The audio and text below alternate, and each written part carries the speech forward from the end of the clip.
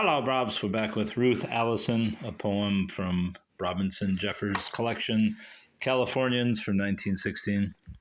We pick up on the second part, not officially the second part, but where I've deemed the second part to start. Now, after Paul had danced with Ruth 2 rounds on the foot-shaken platform, and the cry ceased of the strident violins, one came, a young man of the city, who in these hills had dwelt a 12-month for his weakness' sake, and ailing of his lungs, better known to Paul, he spoke to him huskily as his wont, whom greeting Paul made Ruth's name known. And Ruth, unwilling, liking not the sickness in him, danced with him a 3rd round. For so it seemed Paul wished, and in another's arms did Paul. A second young man came, with this one too. It was Ruth's lot to dance, not willingly, in the wild lights under the solemn trees, hearing the wind among them and the water below them and the strident violins. She turned her head in dancing, then she saw Paul with a woman habited like the sun in azure silk and golden jewels. And when this woman's head below the lantern light passed, it was dark but lovely, full of pride, it seemed, and full of joy. The black hair shone, diamonded, and curled in sudden waves to the white throat, and the arms were white and bare, slender, and on the wrist a bracelet glowed. Ruth asked her partner, taming the dislike she had of him, who answered, "She, the wife of Leonard Manville." "Manville," Ruth replied. "Manville, who owns the lumber camp down yonder at Manville's Landing, where the ships come in? She is like a swan," thought Ruth within herself, "that dies in mere proud littleness of heart among the wild ducks. Fly to your own, great swan. Trouble us not with pride, but let us be." And Ruth, having no guile in her, nor want of masking than the social farce that hides the social being from its own consciousness, Ruth, when the music and her dancing partner ceased troubling her, ere Paul approached to claim, ran from the circle of light into the wood, there sitting on the wet bank of the stream, her arm on a great root, her forehead lying upon her arm, and all her honeyed hair disheveled even to the earth, soiling itself. She felt slow teardrops trickle on her arm, and thence into the water. Meanwhile, wailed the fiddles, flickered the lights, the dance went on. Paul sought her soon and found her, comforted her, laughing a little at her folly, and said, "Dear, if you love not dancing, we will go." And all his heart was drawn to her the more because she had wept. Had someone breathed ill words or looked askance? Or had she been afraid among so many people? She replied that she had wept merely from loneliness. She knew not why she had wept, and now she sobbed, but happily, and so he brought her home. The next day early waked Ruth Allison, and all the night was as a faded dream. But through her little chamber window, low, caught in with honeysuckle and clematis, she heard the rivulets murmuring and the river laugh at her evening folly, as Paul had done. And from the window gazing, all in white, barefoot she was, warm from the tossed white bed, and on her shoulders lay in 2 thick braids her honey-colored weight of maiden hair. She saw in the pearl gray of early dawn the redwood tops against the reddening sky, so tall, so great, so earnest, that it seemed no one could use her ill, no one betray, no failure spoil her happiness, her own. And all her fears were folly, and the night departed, trailing westward the dark hill. But she, whose beauty, when she danced with Paul, had startled Ruth to tears, awoke meanwhile, and moved within her wider bed. She lay northward, as far from that strange dancing ground as Ruth lived southward. Near the ocean she, above the sea cliff, and the ocean's voice, murmured along the bases of the rocks. Could she not sleep? She had no will as yet to waken. Then she looked upon his face, who next her lay, her husband's, dull asleep, a face not beautiful, though manly enough, not old, but worn lately with haggard lines, a weary brow. Moving in bed, and yet not much, lest he be wakened, Manville's wife, within her wakeful heart, remembered all the freak had brought her hither.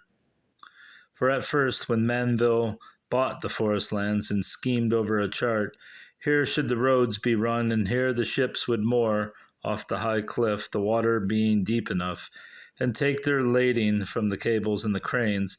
And here at the cliff's edge the shingle mill would stand, and with his pencil draw a line to fence the houses that should cluster it. For the laborers to dwell in, cottages to house the married, and a building broad, 3-storied, capable of many beds for all the single men. But where, he said, shall ours be built? With cottage will you choose? For we must be there often. Then she had laughed, answering, You will be there when you must, not I. The city does me well enough. I on that harsh coast, under the windy hills.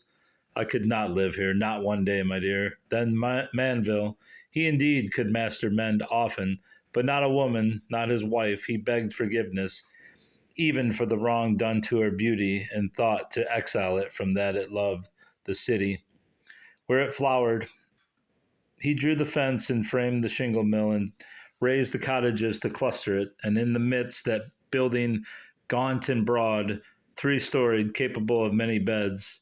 All this had been 5 years ago and more, but she had never seen the place, though he must see it some 4 months of every year, and see to its working, and the timber hauled from deep hill valleys, how the ocean boomed at daybreak on the bases of the rocks.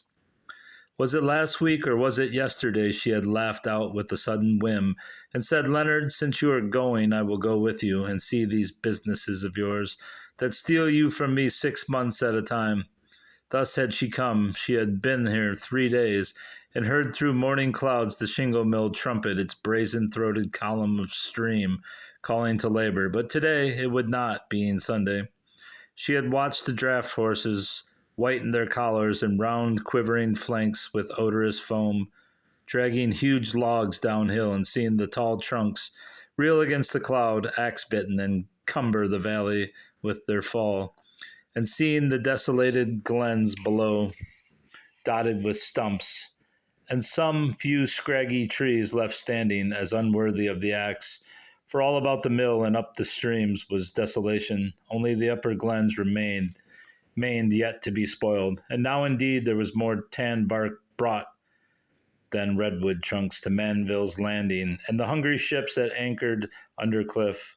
By wagon loads incessant from the hills the tan bark came, and the stripped oaks rotted where they were felled. But now her thoughts flew wide, and now they paused upon the dance visited yesternight. A revel uncouth, interesting, a sport to talk of to her friends at her return. A tribe of Corybantic savages, she phrased the tale in her own mind. And yet, friends? Have I friends? Who is my friend up there? A tribe of Corybantic savages, inflamed with vicious drink and animal heat, dancing by firelight in a gully. One was amiable enough, she thought, but now men moved without. Her husband woke, they dressed, and after they had breakfast, she said, Who was the boy I danced with, the handsome one, a trifle Spanish, though his eyes were blue, black-haired? Haywood, was that his name? Hayworth, he answered. His old mother has more land than I can own and lease, all south of here on the 2 rivers and the coast below, and vigilant, too. My men cut tan bark now on the reserve, and no one wiser. Hers we touch not, or we'd pay for it, her trees. Is she so wealthy? Said the woman. Well, she has land enough, he answered negligently. Sole heir of the Alcra Ridge, Alara Ranch, pardon, and since has widened it. A pretty boy, she said, for all the Spanish in him, and they passed out of the house and walked on the high cliff. It were mere folly to tell all the tale. A million lives like these riot and mix about the world, and none keeps record of them. So on a mountain flank the rainy grass is new in January and lost in June, and none keeps record of it. The blind hearts of men likewise renew themselves and die. She made occasion. He was glad to yield. He had heard it called a jest and thought a glory to love outside the law, and glad to yield he was, and thought the yielding wholly hers. She wept indeed. Some ice in woman's heart thaws when she thinks her act is wickedest, and thin tears on the verge of joy. A fool, not worse, we hold her, Who of women or men has power to be aught worse? Of those at least that measure life but in the vulgar terms of passion and amusement. And they die? Others die other deaths. Manville's perhaps was nobler, for his wife being his no more, he had not much left to work for. She had been so long his pilot star, his beautiful, for all men worship beauty in some wise, that when she left him the stars were dead to him. Yet he would not have died, but government, that justly indignant God, waxed hot against him for tan oaks on the public lands, to spoil the bark, bare trunks, rotting where they were felled. Therefore he would have slept in prison else, with shame and loss beyond his power to bear. He ended, a revolver in his mouth. But Ruth, O sovereign nature of the trees, quiet and long enduring, of the streams, eternally refreshed, clear flowing and new, O mighty mother of more than life, for thou hauntest the barren eminence of hills, where no life lives but of the fruitless grass, and on the peaks beyond, of glimmering stone, makest thy habitation, and far up in lifeless, wingless heaven unfoldest all thy spirit of power, whether in the azure noon, or at the many-colored ends of day, or on the abysm of darkness, populous with hosts innumerable of infinite light. O mighty mother, comfort thy poor child. She also is a part of all that is, and lo, except thou help her, she remains desolate. For each day Ruth Alison ran early to that hollow redwood tree, giant of girth and highest of all the trees that flourished in her valley. Thither came Paul too, and she rejoiced to be with him. Then for some days he failed her, and she came, and was alone, and went away alone. But the fourth day he came. O Paul, she said, why have you failed me? And he lied and said, my mother wanted stores from Monterey, and sent me for them. I was there 2 days bargaining, and I came again last night. Then once again he failed her for 3 days, and when he came, he cried, O Ruth, I am man, not angel. I have been a traitor to you. I have played the fool, I have lied, wasted myself, and yet, whatever comes of it, I swear I love you only. Ruth, you evermore to the pale end of life and after dark. She clung to him, she wept, pardoning all. She knew not what, much more than all. He could not stay, but like a man afraid, unclasped her arms that clung to him, kissed once her forehead under the hair above the tears, and caught his horse and mounting fled away. She prone on the dry, moldering forest slough that masked the old trees' hidden roots could hear the hoofbeats of his horse. They waned and ceased far off, and murmuring river came between, and like a bird a rivulet sang close by. O Ruth, was it indeed so hard to bear? Was it impossible, poor child, to bear it? Let the elder and the strong, hearts all of iron, hammered by fate, with iron and frequent strokes, harden themselves in wisdom and live on. So eager and so beautiful a child might well be tender too.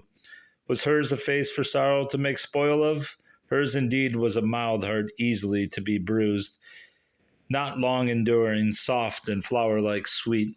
She came each morning to the redwood tree vainly. Each evening she returned in vain, and always paler. Yet it is not said she perished of this grief, but sure it is that ere the brown bees filled their autumn cells from the late lupine blossoms, ere the rain freshened October nights, Ruth failed to come to the tall tree, and ere much rain was fallen, her flower-like body fell into the earth. Men dream large dreams of life beyond this world. For her dear sake, I wish them true. O God, can it be possible, so fair a spirit passed and no remnant left? We must have strength both to love beauty and to love the truth equally. Let no more be said than this. Had he been faithful, she would have been most happy, being of her nature beautiful, and bound to the great nature of that lonely place in harmony. Most happy she would have been. He had no faith, but now she suffers not. She is calm, being dead, and the huge trees are calm, and the vast ocean, though his countenance be vexed with storm, is very calm at heart. That following winter there were many storms, and trees uprooted. Thrice the thunder roared right over the fair vale where Ruth had lived, with sharp and awful voices. The third morn Ruth's father went forth, sorrowing as his wont, to gaze on the swollen river, but returned before his wont, shaken with grief, and said, Our daughter's redwood has been broken, mother. She came, and they too, weeping, looked upon the wreck of broad limbs shattered, and the huge trunk split in 4 fragments, even to its base, all prone among the ruins of lesser growth. The next year at this place were saplings grown from the ancient root, but not after their kind of green and joyous leafage. White were these, wax white, with no least hint of kindly green. Whether the lightning at one stroke had changed the inmost natural essence of their sap, drawing the color from it, I cannot say. The simple people of the countryside liking to dream into more visible form the doubtless bond that links all beings with all. Imagine that the foliage thus grew white, feeling the maiden's grief. Her tree it was, her trysting place, and he that passes there may even now behold in the deep wood that leafage under shadow of loftier boughs, all shining white, a marvel in the wood. Close by the Sur River murmuring flows, and if you pass northward and cross the hills and cross the little river in Mill Creek too, then you will see on the bleak ocean cliff, under bare windy hills, a settlement of cottages about 1 building broad, 3-storied, capable of many beds, and thereby an old mill. These vacant stand all, and the grass will hardly grow between them, and there is hardly a tree for miles around. Well, that didn't end the way I expected, but there you go. That's all. Goodbye, bruv. Goodbye.